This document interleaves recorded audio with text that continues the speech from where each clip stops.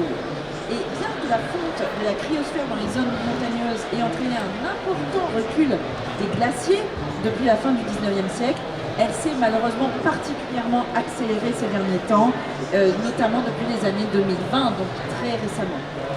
Et pour un niveau de réchauffement planétaire avoisinant les 1,5 degrés, les scientifiques prévoient la disparition de la moitié des glaciers actuels au cours du XXIe siècle. Ces modifications ont elles aussi un impact significatif sur les risques de catastrophes naturelles et sur les écosystèmes, avec des éboulements, le détachement des glaciers ou encore des inondations qui mettent en danger non seulement les espèces de haute altitude, mais également toutes les populations locales et les populations en aval. L'effondrement de la cryosphère, il faut que nous l'ayons en tête, est à l'origine de 50% environ de l'élévation du niveau de la mer, l'autre moitié étant liée à l'expansion thermique parce que l'océan se réchauffe. La contribution de la fonte des glaces continentales en devient principalement la cause principale. Là, enfin, la disparition des glaciers modifie profondément le cycle et la répartition de l'eau à l'échelle du globe. 69% des eaux douces propres à la consommation provient des glaciers. Les glaciers sont donc à la fois des sentinelles du climat, mais aussi des châteaux d'eau en voie d'effondrement. Et donc, c'était très important de parler de ce sujet aujourd'hui et je suis très heureuse d'avoir des panélistes de haut niveau pour parler de ce sujet avec nous. Je suis très heureuse de donner la parole sur ce sujet à l'UNESCO, à l'Organisation météorologique mondiale qui ont porté avec nous à l'occasion du One Planet Polar Summit en novembre 2023 l'appel de Paris pour les pôles et les glaciers et le projet de décennie des sciences polaires et glaciaires. Et nous sommes heureux également de recevoir la Banque mondiale, un partenaire essentiel pour notre One Water Summit. Je vais tout d'abord donner la parole à Lydia Brito, qui est la sous-directrice générale pour les sciences exactes et naturelles de l'UNESCO. Chère Lydia, vous avez la parole.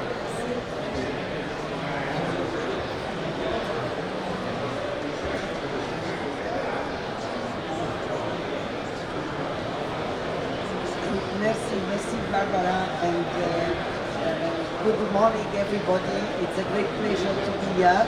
I hope you can listen with many other speakers in this environment. But it's really a great pleasure, and thank you for organizing and for inviting us to be here. And I want also to recognize the members of the panel, both WMO, of course the World Bank, great partners of UNESCO too in this area. Really, the first message is to say we are with you. This panel aligns very much with the UNESCO mandate. That is really how can we support our member states through advancements in science and technology and also education to address some of these huge global challenges. The idea of our proposal, our aim is to build capacity for managing water challenges and fostering resilience against the broader climate change crisis. So it's not just a matter of measuring and managing, but it's also how do you build resilience in these communities.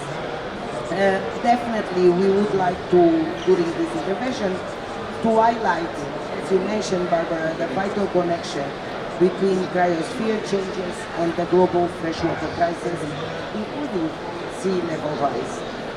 The call for a comprehensive inventory of perennial ice and snow masses dates back to the International Hydrological Decade initiated by UNESCO nearly 60 years ago. Despite this, significant gaps remain in monitoring glacier systems across various mountain regions.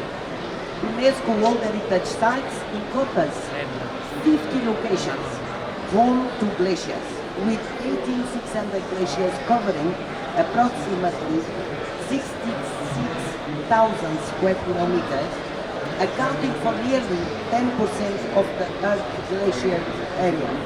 A recent UNESCO study underscores the accelerated melting of these glaciers, with projections indicating that glaciers in one-third of those sites could disappear in 2050. So we are saying that it's really one-third of 50 locations will have the glaciers disappearing. So UNESCO IHP is a crucial scientific network and cooperation platform, and it plays a significant role in assessing and monitoring changes in snow, glaciers and water resources, and of course proposing also co-building, co-constructing adaptation strategies with member states and their communities. The importance of IHP was of course reaffirmed by the UN General Assembly's resolution adopted in December 2022, declaring the 2025 as the International Year of Glaciers Preservation. This resolution invites UNESCO and WMO to facilitate the implementation, a task that we jointly coordinate. UNESCO has launched several initiatives to assess the impact of snow and glaciers in Central Asia, strengthening regional cooperation, enhancing collaboration among local scientists and institutions, and promoting knowledge sharing and dialogue. For example, UNESCO is undertaking 2 regional projects in Central Asia funded by the Global Environmental Facility and Adaptation Fund, addressing glacier-related issues and climate change-induced floods. We are honored also to have partnered with France for the November 23 edition of the Paris Plus Forum themed One Planet Polar Summit, which focused on glaciers and polar regions. For the first time, this summit, convened by the President, His Excellency the President of France, acknowledged the extensive threat climate change poses to the entire cryosphere, including both poles and glaciers. The Paris Call for Glacier and Poles, endorsed by 34 countries, congratulations on that mobilization, advocates for launching a decade dedicated to polar and glacier sciences. UNESCO supports the commitments made at the One Planet Polar Summit and provides technical support for the proposal to expand the coalition, which is expected to be submitted in this next General Summit. UNESCO organized a side event on 14 November during the 42 General Conference titled Changing Climate, Changing Cryosphere towards the implementation of International Year of Glaciers Preservation. And this event was very important because we also had France and the organizer of the One Polar Summit together with us, explaining what this call, Paris Call, really means for member states and how could we create the synergies, the cooperation that we need to advance the agenda. Further collaboration between UNESCO and the One Planet Polar Summit organizer led to the joint event on COP28 titled Towards the Implementation of the International Year of Glaciers Preservation and Beyond. And we are really calling in that meeting, after that meeting too, for urgent action on the melting cryosphere due to climate change. But let me now connect the connection between One Planet Polar Summit to the One Water Summit that UNESCO is also supporting France's proposal, in particular your proposal on adapting a river, Adopter un Fleuve initiative. This initiative aims to create a coalition of countries establishing educational areas around water courses, aligning very much with our IHP program and our mission to science for a water secure world. We really believe that engaging schools, engaging people and communities in protecting our water resources will make indeed a huge change. And UNESCO will leverage our partnership with our water family network that includes 64 centers and more than 200 UNESCO shares in water globally. UNESCO is also part of the steering committee for the One Water Summit, which will be then organized by the French Republic and the Republic of Kazakhstan in September in New York. And really, we really agree that the aim to elevate awareness of water resource risks at the highest level of government and the mobilization of all stakeholders to prepare for this critical agenda is fundamental. So we also congratulate you, Barbara, and your government, and the government of Kazakhstan for really pushing water in this global agenda at this highest level. I'm really confident that as we are here to interact with you, we will get a lot of insights and also proposals how can we advance further these important agendas and build on these summits to really engage all the stakeholders to create the scientific cooperation, the political engagement to ensure that we indeed protect our water resources, our glaciers and our pools. Thank you.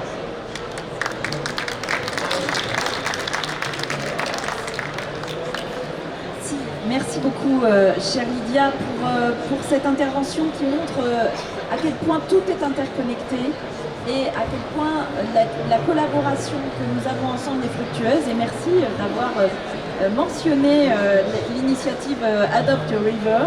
Merci beaucoup de soutenir cette initiative qui, je pense, est très importante parce que ça souligne aussi que quand on engage les enfants, les jeunes, en fait, on fait un pas très important envers toutes les générations. Donc merci beaucoup et je vais passer la parole maintenant à notre autre partenaire, l'Organisation météorologique mondiale, et à Stefan Uhlenbrock, qui est le directeur hydrologie, eau et cryosphère.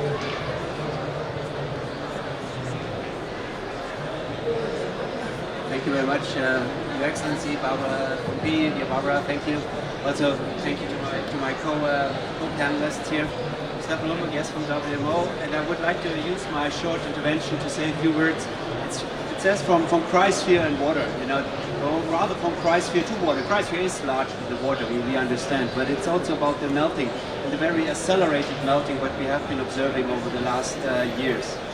I had the chance to participate last November in the One Planet Polar Summit in Paris, and colleagues who maybe not everybody was there, and it was just excellent. You know, it was really the cutting-edge science data. Everything was presented. The who is who in the field was there, and we're presenting the latest results. But France did not only facilitate bringing the leading scientists and UN people like you and I, but most importantly also they have this convening power to bring in the heads of states and senior representatives of key stakeholders in that process. And after the technical day, we had the facilitated and convened by President Macron the discussion of what does it actually mean for policy and decision making. And from WMO side, we just would like to say that keeping that momentum and going from the polar and cryosciences to water is so critical, and therefore with the whole mandate of WMO as a specialized agency for climate, weather and water, we fully support that summit, and very happy to see that. And also the convening powers from countries like France are critical in that respect to raise the awareness at heads of state level. And all what we do with early warning systems end to end, from monitoring to modeling, prediction to communicating to society, I2SOS and etc., that fits all very well, so we are happy to support. Now in the final few minutes which I have, maybe, you gave me half an hour, isn't it? 40 minutes. Final 4 minutes maybe. I just wanted to use this and just provide a little bit from our scientific technical work at WMO. You know, why do we see the main challenges, and why do we believe this is so important to raise this to the awareness of the heads of state level? First, it should really cover the full cryosphere. The glaciers are often the poster child, you know, it's the icon of climate change, and these rapidly melting glaciers are super important, but it's all elements of the cryosphere, particularly also the polar regions, which are changing very rapidly. We had now since years, you know, just last year a record low in sea ice, which is absolutely fundamental, you know, from a navigation point of view, from a climate point of view, but also from an ecosystem point of view. And it also, it's a kind of a reinforcing effect, you know, if you have less ice cover in the polar region, that means less reflection of the radiation back to the atmosphere. So it is further heating. The same kind of unfortunately very positive feedback mechanism we see in the permafrost region. With the melting permafrost, it mobilizes even more carbon, you know, more methane, more CO2 and then further accelerate the climate change, further accelerate the global warming, further accelerate the impacts of that. So kind of these changes in the cryosphere are to a large extent irreversible, and they are reinforcing the changes in the hydrological cycle. So that is really important to make this point again and again. And while I guess most of us are very much supporting to keep the world in the 1.5 degree realm, it's already too hot for the cryosphere. So already that now causes irreversible changes to the cryosphere, to the hydrological dynamics. And that's really important to make that point. While we have to take all the efforts to stay within this, it is also important to realize that there's already dramatic changes. Dramatic changes also for the glaciers, where the poster child of